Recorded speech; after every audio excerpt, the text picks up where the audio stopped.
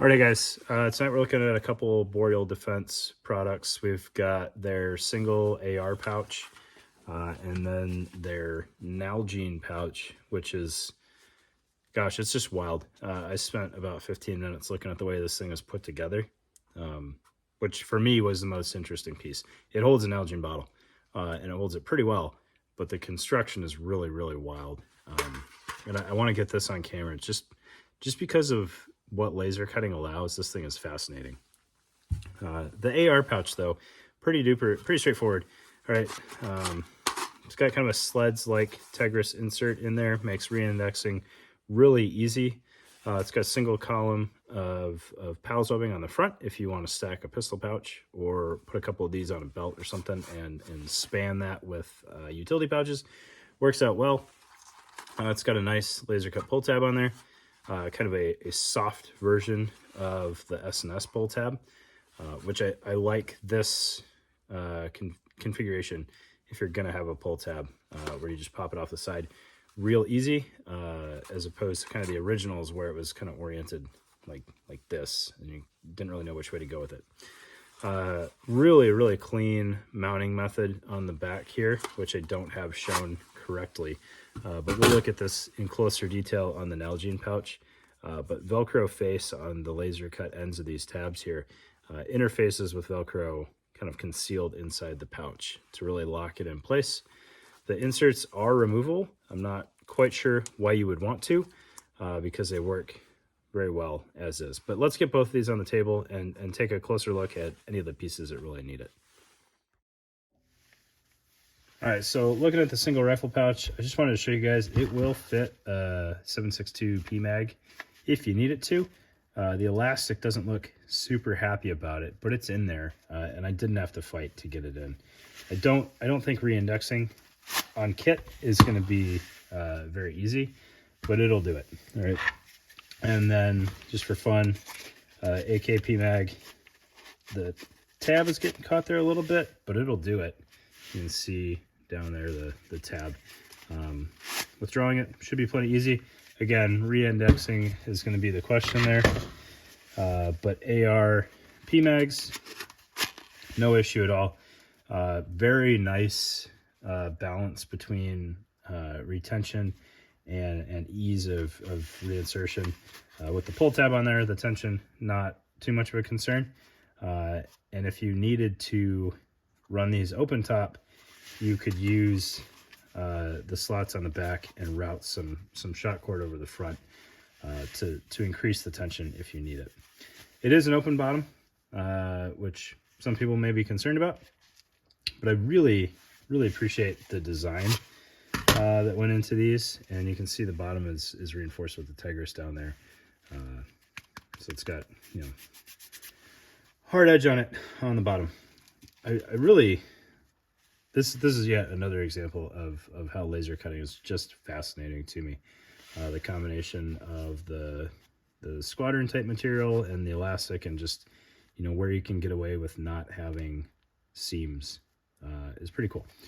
All right, but let's look at the Nalgene pouch, and that'll just kind of further drive home the design here. All right, so the Nalgene pouch has 3 columns of pals webbing on the front, as well as loop field. If you needed to mount something on here, maybe a triple pistol would work okay. It would probably tighten up a good bit going around that radius. So maybe a 2-column pouch and a single column pouch, or just appreciate the way it looks and don't mount anything on there, which is probably what I would do in all honesty, unless I was putting, I don't know, like a small GP or something on there for water purification stuff. All right, we'll get the bottle out of the way. You can see standard bottle fits essentially flush to the top, and then you've got a tension band around it, which will keep your bottle retained. All right, fits like a glove. Really nice fit on here. But what I wanted to show you guys is just the construction on this thing, because it's so crazy to me, and it took me a little while to figure out exactly what was going on here and if this pouch was as complicated as it looked. because it looks like it's got a lot of features on it, and you can kind of manipulate some of the construction to be a feature, but I don't really think that was the intended purpose. Right, so like everywhere this webbing goes through, you could potentially put a lashing point, but I don't think that was the intent at all. Right, you could argue these holes are for lashing, which is probably true, but the rest of this I think is just ease of assembly and construction. Right, so looking at the pull tab, as I kind of hinted at in the intro, as you weave it, it's going to be plenty tight for being a single column pouch, as long as you've got something on the sides to kind of keep it from not wanting to kind of rock back and forth. You shouldn't have any issues with it being a single column. If it's just kind of out there floating on its own on the side of a ruck or something, you're probably going to experience a little bit of rocking, just, you know, from the sheer mass of Nalgene full of water. Right, but the pull tab, weave it down there. You can see the Velcro on the tip of the tab there, and a little pull tab on that.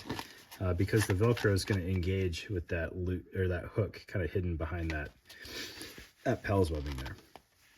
All right, but then what's going on the sides of this thing? Like, why does it look like you have moly? Well, you kind of do. You can use these as moly slots if you want to. It will work. So you could definitely put a single upright pouch on either side of this if you wanted to. But really all of this is to help it go together easier. All right, so if you look at this, there is a seam running here and a seam running here. So the front face is from both of those seams, and that is one chunk of material. And then you've got this little tab that runs into the bottom, and that's stitched on the bottom piece here.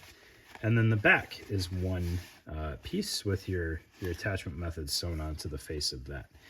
And then these tabs here are sewn onto the bottom, and then they're woven between the front piece and the back piece. And then at the top, they wrap around and they are stitched into that. Right, so it's essentially like mollying together a pouch.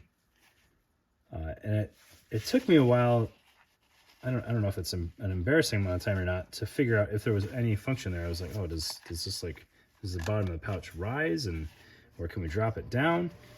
And maybe before it was tacked in there, you could, but what ultimately holds the front and the back together is this single